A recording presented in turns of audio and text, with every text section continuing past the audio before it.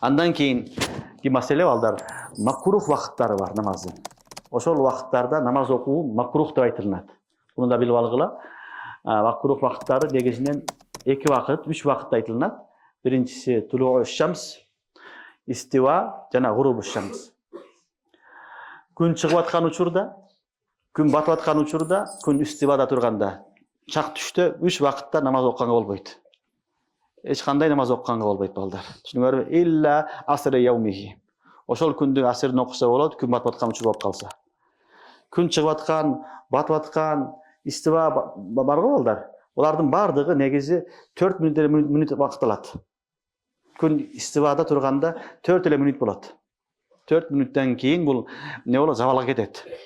Бирок уламалар 5 мүнөттөн эхтиятан вакыт берет. Астын аркасына кошуп отуруп 10 мүнөт, 15 мүнөт деген завалга да вакыт берилип калат. Өзү негизги батышы, күндүн өзүнүн дискасынын батышы, чыгышы 4 эле мүнөт алат. Түшүнүңөрбү? Күн мындай горизонтко келип турган болсо, 4 мүнөттө кирип кетет, 4 мүнөттө чыгып калат.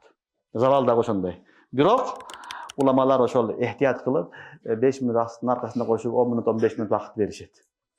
Ошон үчүн күн чыгып аткан учурдан баштап, күн 1 найза боюга чейин, 2 найзага чейин окубай туруш керек намазды. Намаз окубай туруп, андан кийин окуган жакшы болот. Андан кийин иши намазыңды, башка намаздарыңды окуй бересиң. Ошол вакытта окуганга болбойт.